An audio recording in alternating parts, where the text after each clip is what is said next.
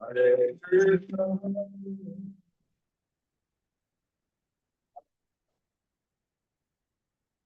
Ram,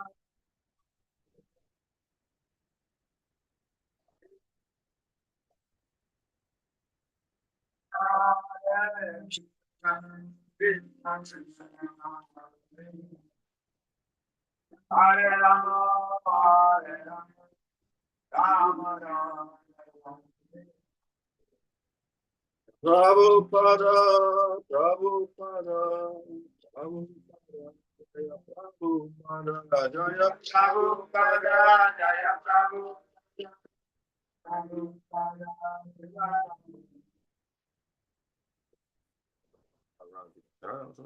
HC. Bhaktivedanta Sanskrit Prabhupada ki jai. Oh,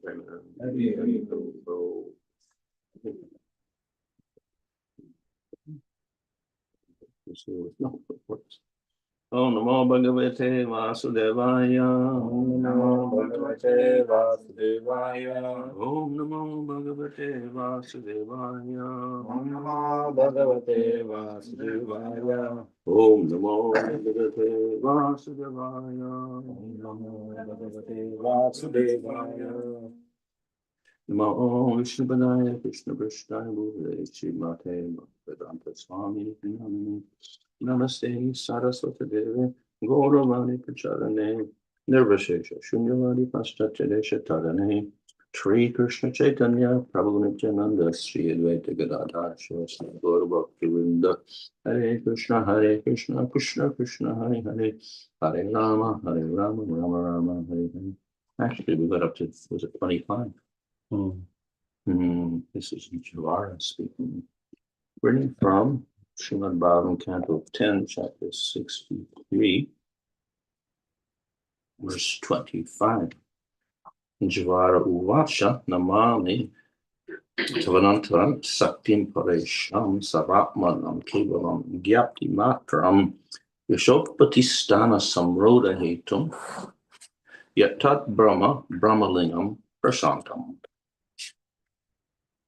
Translation: the Shiva Jivara said, I bow down to you of unlimited potencies, the Supreme Lord, the super soul of all beings.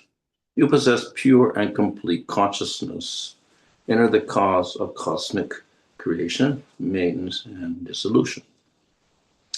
Perfectly peaceful, you're the absolute truth to whom the Vedas indirectly refer. Previously, the Shiva Jivara felt himself to be unlimitedly powerful and thus attempted to burn Sri Krishna. But now he himself had been burned, and understanding that Sri Krishna is the Supreme Lord, he humbly approaches to bow down and offer praises to the Supreme Truth. According to the Acharyas, the word Sarvatmanam indicates that Lord Sri Krishna is the super soul, the giver of consciousness to all living beings. Krishna confirms this in Bhagavad Gita, Matta Smrita Jnanam Apohanam Cha. From me come remembrance, knowledge, and forgetfulness. In his commentary, Srila Vishnu Chakravarti emphasizes that the Shiva Jivara has realized in many ways Lord Krishna's supremacy over his own master, Lord Shiva. Thus, the Shiva Jivara addresses Krishna as Ananta Shakti, possessor of unlimited potency, Paresha, the supreme controller, and Sarvatma, the super soul of all beings, even of Lord Shiva. The words Kevalam Nyapti Matram indicates that Lord Krishna possesses pure omniscience. According to our limited understanding, we act in this world, but Lord Krishna, with his unlimited understanding, performs infinite works of creation, maintenance, and annihilation. As Srila Jiva Goswami points out, even the functions of the gross elements, such as air, depend on him. The Taittiriya Upanishad confirms this. Bhishmasmat Vata Pavate, out of fear of him, the wind blows. Thus, Lord Sri Krishna is the ultimate object of worship for all living beings. So here we get a series of prayers by the Shiva Jvara, who was previously fighting with Krishna and his devotees. And finally, he surrendered. And it's good that he surrendered rather than getting killed.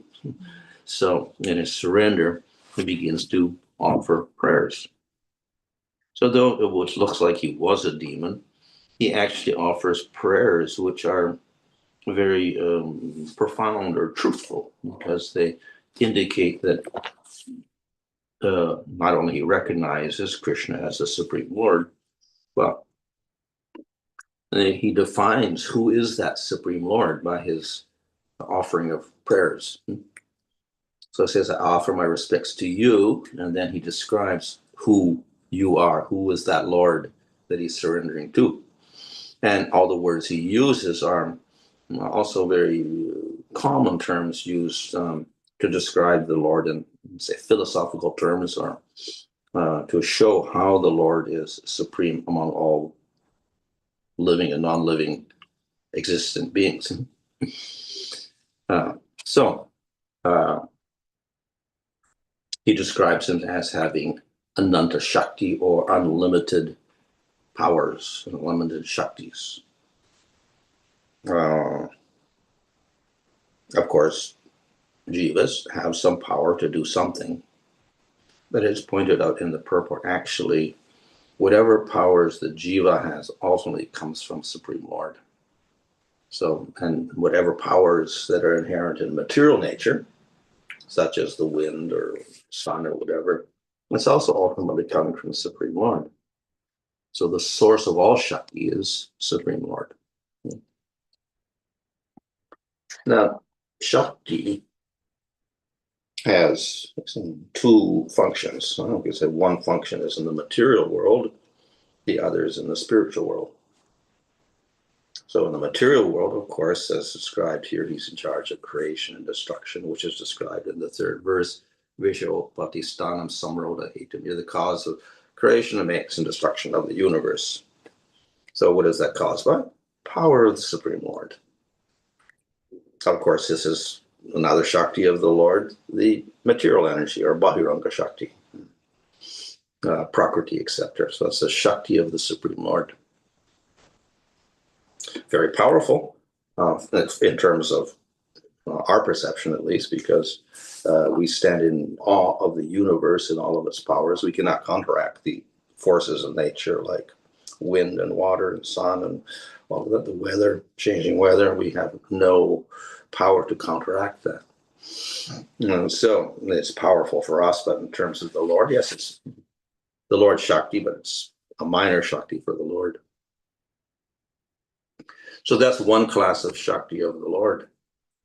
The other Shakti, the two Shaktis are remaining. One is, of course, Jiva Shakti.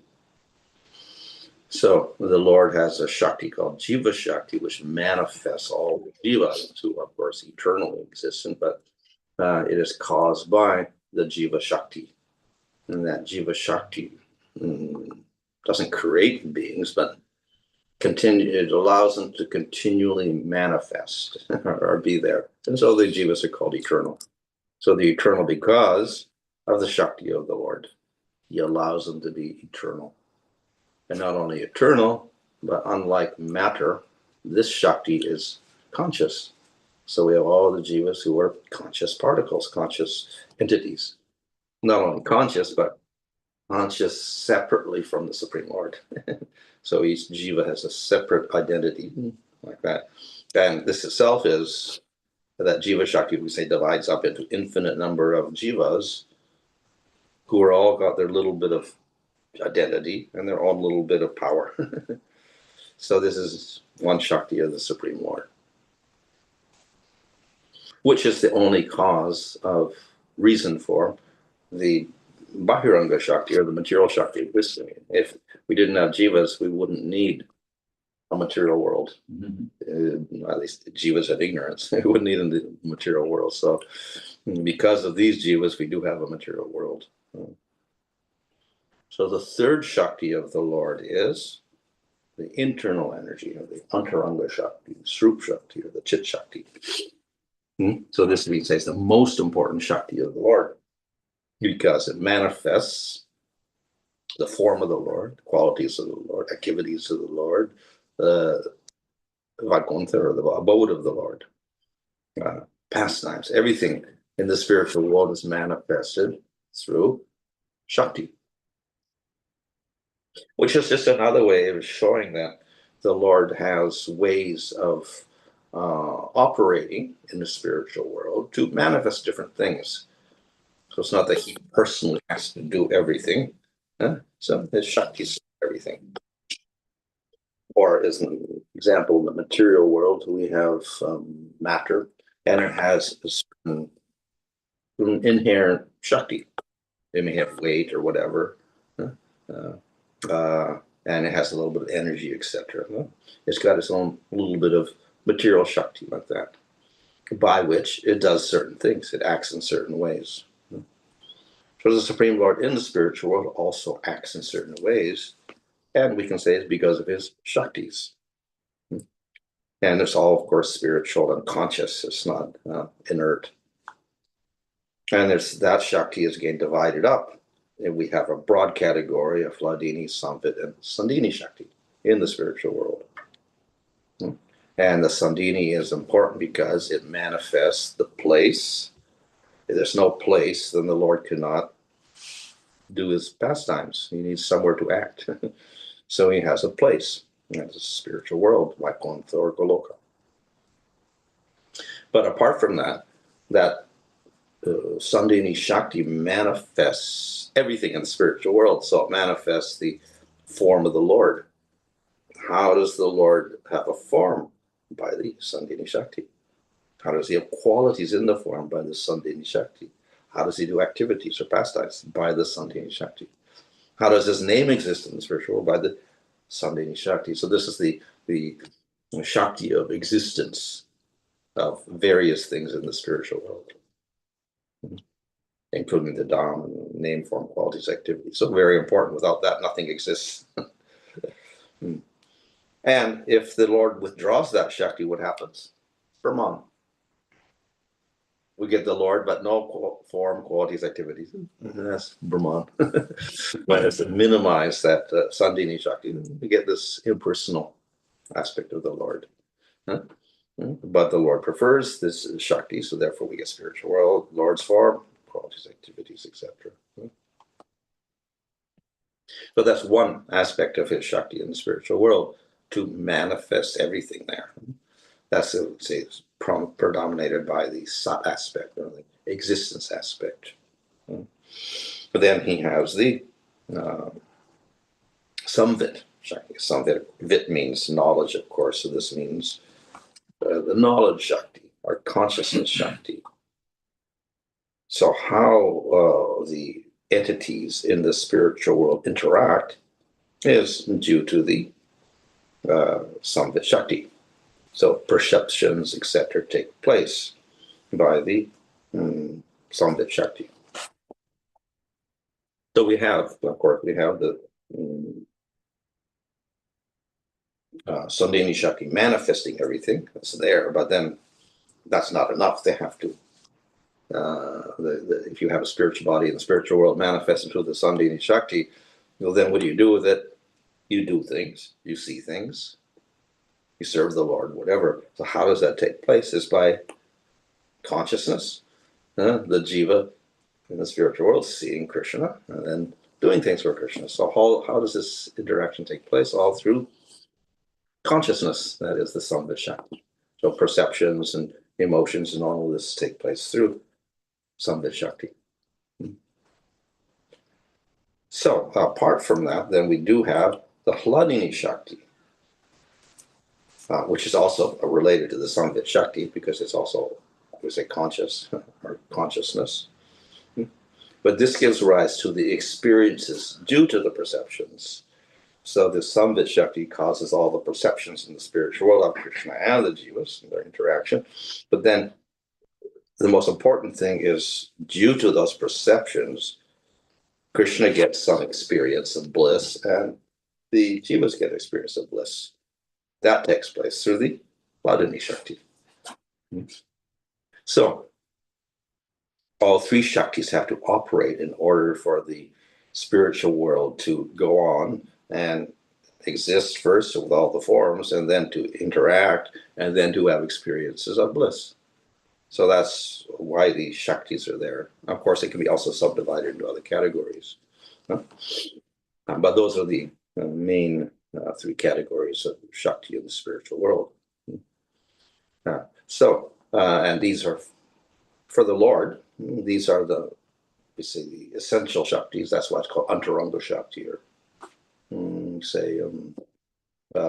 inherent Shaktis of the Lord, Antaranga Shakti, because the Lord never really separates from that. Because Bhagavan and his pastimes in the spiritual world is the ultimate. So he does have the Brahman aspect where he doesn't show his Shaktis, and then we get Brahman, form, qualities, activities. And we get the form of the Lord in the spiritual world manifested through his Antaranga Shakti, or internal Shakti. So all these Shaktis are manifested from the Supreme Lord. This is also part of our philosophy.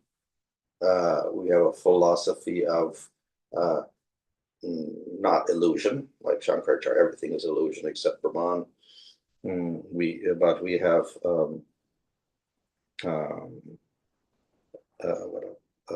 explanation for how that Supreme Brahman in the form of Vishnu or Krishna can manifest a material world, which is completely different and subject to contamination, ignorance, etc.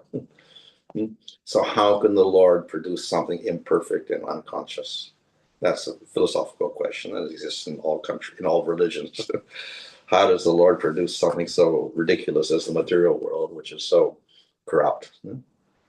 We say, why does the Lord commit a world which is full of sin? The Lord and the material world is a very weird connection there, which is difficult for many religions to explain. So Shankaracharya explains it as material world doesn't exist. So we do have to discuss it. All this idea about being good or bad in the material world and all the corruption is all illusion anyway, so it doesn't really exist. Only Brahman exists. So there's no creation or destruction or anything. It's all illusion. But of course, our acharyas say that's a distortion of scripture. Scripture may say illusory, etc., but it doesn't mean absolutely illusory. It actually does exist. So then how does it exist? And that's where we have the different Vaishnava groups like Vishishta Dvaita, Ramanuja, Dvaita, Madhvacharya, giving different arguments on how the Lord relates to this material world, which is so inferior, without getting contaminated. So different, logical arguments how Lord is related to the material world. Our argument is that, yes, the material world is real. Supreme Lord is real. How does he produce a material world which is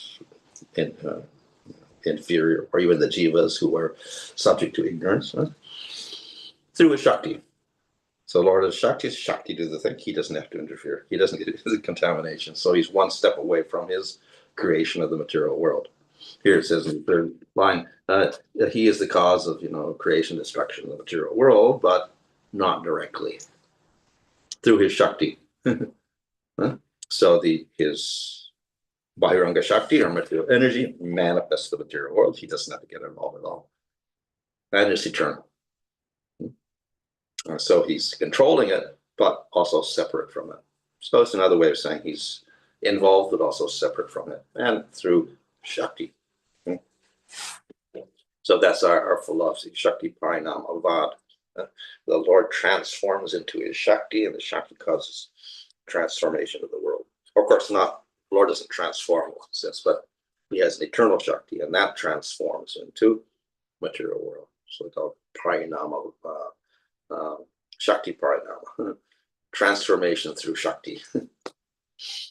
So that's our explanation.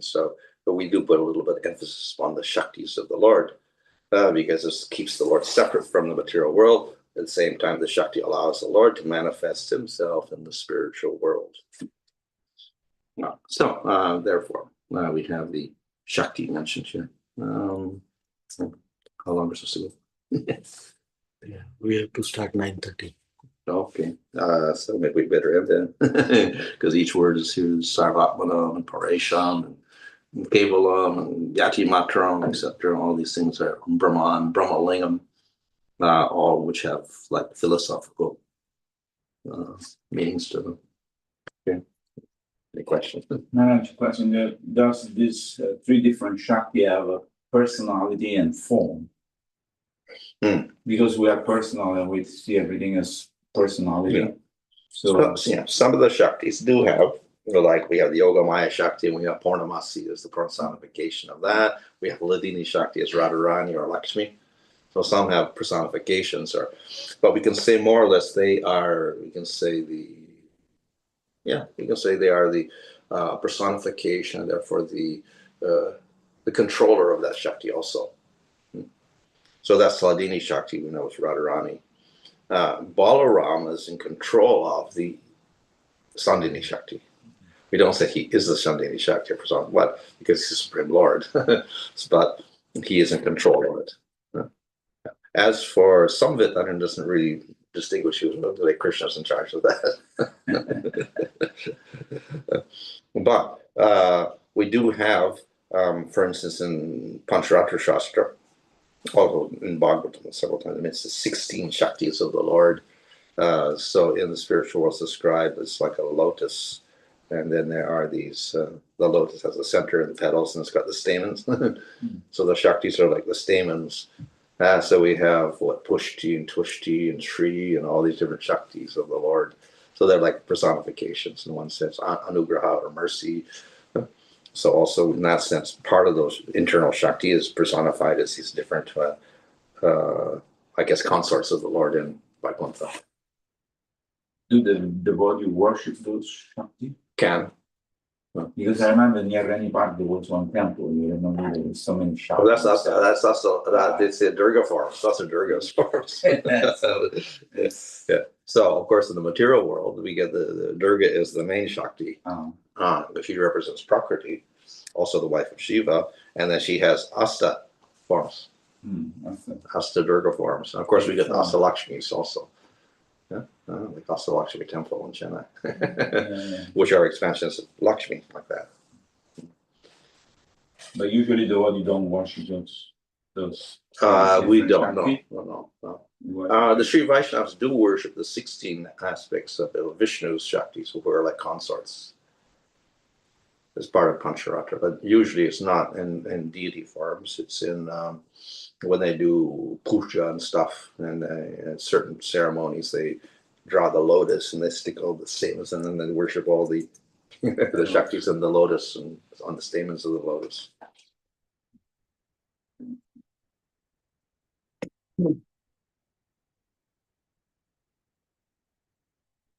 How to relate these Shaktis with the Jiva? Like Jiva also has some minor Shaktis, like minute quantity of those Shaktis. Oh, well, actually, in the spiritual world, or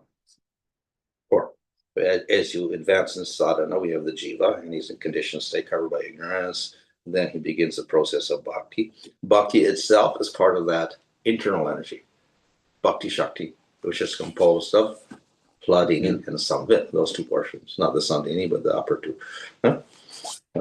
So that bhakti is actually that Hladini and Samvit Shaktis. So if you get to prema, those Shaktis manifest in the jiva. Not completely, obviously, but to the jiva's capacity. And they kind of get joined with the jiva. So the jiva is not just an ordinary jiva Shakti. He's got a little portion of the chit Shakti also there. That Sarup Shakti is also kind of a little bit is in there. And it's because of that he can experience bliss and he can perceive the Lord, etc. If he doesn't have any Samvit, how can he perceive the Lord in the spiritual world? So he needs that. Can't experience the bliss unless he got Hladini Shakti. So they become part of the jiva. And through that, the jiva experiences bliss and Mahabhava, etc. If he doesn't have them, he can't experience anything. So that in that sense, the jiva unites with part of the chit shakti of the Lord, or antaranga shakti.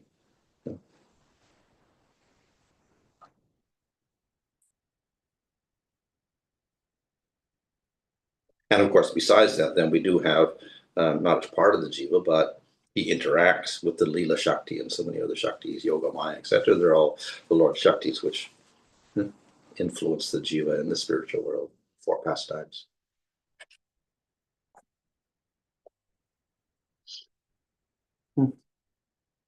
Okay. Hare Krishna.